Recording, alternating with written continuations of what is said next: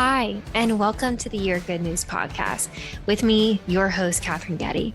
It's easy to believe the news around us, that the world is dark and the future is the same. But what if we chose something different? What if we chose to find the good news in each day? This podcast is a collection of interviews with friends, mentors, colleagues on their good news, and some solo episodes on inspiration I find, from business to health to politics and kind of everything in between. It's my hope you leave with a boost and find your good news. Welcome back to another episode of the Your Good News podcast. It's me, your host, Katherine Getty. I have a special recap episode today and a few more coming throughout the month. Today features a theme with some key responses of guests that I've had over the last year and my thoughts on it. But first up, good news as always. So this episode is going to be coming out in early July. And as I record this episode, my boyfriend and I will have a sweet little Bernedoodle that has joined our family. Named for another First Lady. Yes, I kept with the First Lady trend because I am that nerd. Her name is Ladybird. And for any of you joining who doesn't know that I'm an avid cat lover too, I have a cat named Nancy Reagan. She lives with my parents down in Florida. My mom and her are absolute best buds. But I am just really excited about having a little nugget, a little puppy. I'm nervous. I'm excited. I'm trying to gather all of the patience because it's a first. So lots of learning, but lots of good. So as I do often, I flip the script back to you. I pose it to you. What is some of your good news? What's one thing that you can hold on to today? So for the meat of the episode, as I thought back about the last year, I really wanted to pull through some of the themes that stood out to me from guests of different, maybe they have different experiences and kind of gave us some sage advice. And one of the first ones that really came through was the idea of limiting beliefs, the idea that maybe we're not ready for something, maybe we're not good enough for something, maybe whatever those limiting beliefs are for you. I think they all show up a little bit differently, but limiting beliefs can really, as the word would suggest, limit our growth. And if I'm honest with myself, I absolutely let limiting beliefs slow down my growth and my move towards this podcast. And if I'm honest, I've also let limiting beliefs stop me before, and I never even took the leap. So I think limiting beliefs are something we have to work through and understand so that we can have growth. And I had two amazing guests who have touched on their experience with limiting beliefs from a couple different perspectives. First, Victoria Brown, my fellow host of the Very Best Self podcast on Upstarter Podcast Network. Shout out Chase and Sean, and a dear friend. Victoria talked about quieting the negative voices in our heads in this interview, episode 31. If you haven't given a listen here to some sage advice of hers. I think one of the things that I struggled with in the program is kind of the uncomfortability. Like, I think us as humans want to be comfortable all the time, and a lot of growth and where the really good stuff happens is in the ick, like in that uncomfy place. There'll be setbacks. There'll be times where it doesn't feel like that goal is going to happen. There's going to be all these different things that come at you. How do you try to take the noise and not listen to it? That was a lot. I think one thing we talk about is motivation. We talk about motivation a lot, but I would say that the biggest two key takeaways when you're in the ick and feeling like I can't do it, how am I going to do this, is A, motivation, and B, toxic positivity. So we'll start with motivation. So motivation, you wake up every single morning. Motivation is very similar to the cup of coffee that we all drink every single morning, right? So you wake up, you have your cup of coffee, and it gives you this zing, this little boost of energy, right? And you feel great. And you're like, okay, cool. Let's get shit done today. Let's go. And that caffeine is that jetpack booster that catapults you into your day. Now, does it last all day?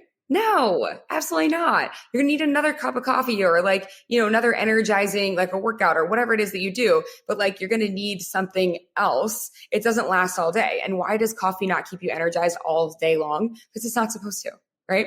Motivation is a fleeting emotion. So there's power in understanding that no one stays motivated all of the time. There's power in that. There's power in knowing that like it's okay if you're not motivated all of the time. Motivation is a fleeting emotion. And so, then you lean back into what inspires you to re-energize yourself and your why. And I have everyone also create mission statements within that, the 90 days that we work together. And your mission statement is like that moral compass, the internal compass, the thing that guides you through everything you do. And so you can lean on, there's a lot of things you can lean on, right? Yeah. To pull you out of that.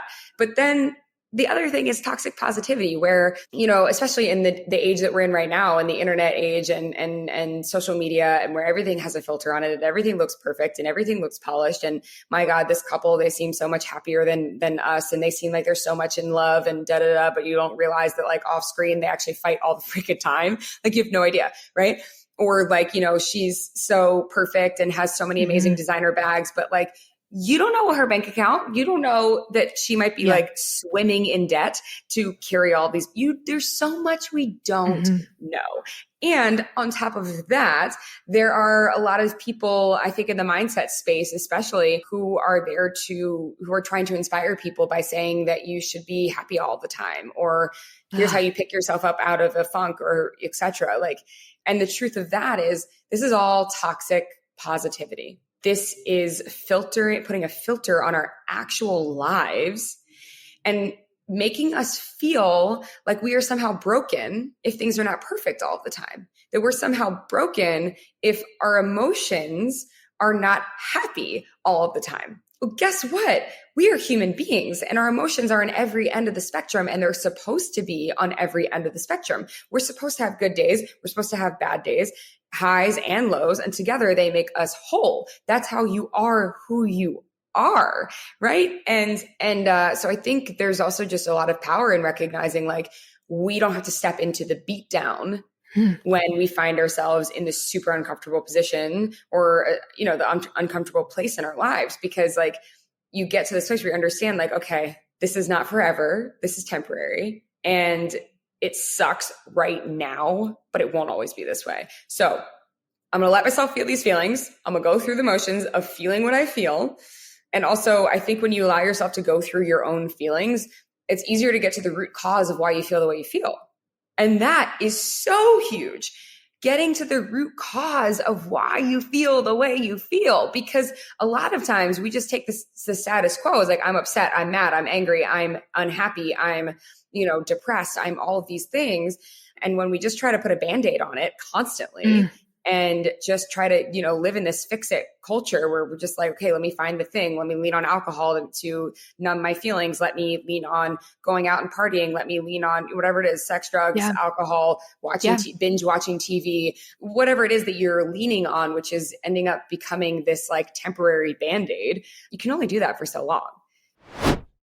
I also had on Mona Lavinia Garcia, a native Washingtonian fitness instructor extraordinaire, founder of the Northeast Track Club.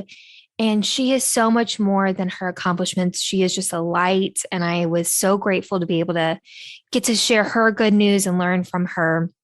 She talks about pushing through the uncomfortable parts because oftentimes those limiting beliefs create some uncomfiness. They create that tension, or maybe that's a recognition of that tension that we have. And limiting beliefs, in my opinion, set you up from a place where you feel lack, where you feel like you can't take the next step, where you don't know how to take the next step. But listen to Mona. She's in episode 29. If you haven't listened to that interview before, it's fantastic. But here's some of her advice on moving through uncomfy times. I think even saying it, sometimes you're like, oh, I don't want to be uncomfortable. How do you kind of like coach through it? How do you personally get through like, yeah, it's uncomfortable, but it's a part of the journey? Because I think that that's something people could really love to learn. Yeah. So yeah, talking about it helps. Talking about knowing that you need to be uncomfortable helps.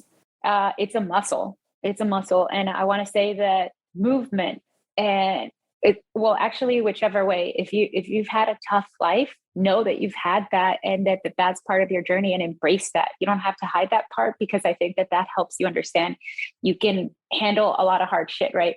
So mothers to me is one thing, because to have a baby, to grow a baby after it, I know a lot of moms that when they walk into a workout, when I work with them, they don't play. They go all out because they've done something harder than this. A 45-minute workout is, easy for them. They know why they're there, but you don't know how to handle it until you do it. And you look back and you're like, yeah, that was tough, but I did it. So again, it goes back to celebrating those wins. And always, if you have a journal, if there's a way, just remember what you go through, because that helps you build, right? When you build upon many things, but there was a lot of uncomfortable moments where, like, even this, like, personally, where like I can't sleep, or my skin starts to boil, or my muscles start to fatigue. So different levels. And I just always remember those things. And I look back on it. It's like, I handled that.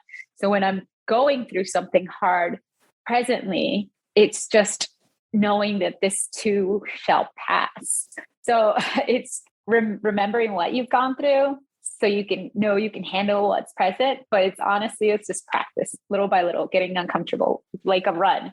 1 mile can be tough, but if you do it for 4 weeks, by the 4th week, it's not as tough as it was the first week. What I take from both of these episodes and these 2 clips is, one, I'm inspired yet again by my amazing guests and people who are just putting so much good in this world and give such tangible advice to helping push through the uncomfortable limiting beliefs we all have. Let me say that again.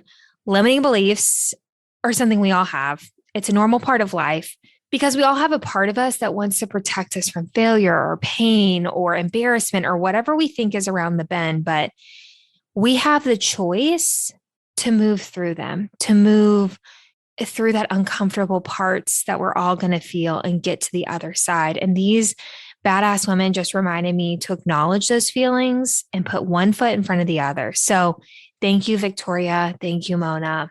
And that is it for today. We will be back next week. If you like this episode, please subscribe, leave a review, share with someone you know, share with someone you don't, as Cody Rigsby would say. These seemingly little actions can really help this little engine that could, the Your Good News podcast, grow. Reach out to me. I'm on Instagram. My handle is @Katherine Getty. I'd love to hear your feedback on this episode, or what you would like to hear, or someone you know that is spreading good news. And as always, tune in next week. But thank you so much for joining, and I will talk to you soon.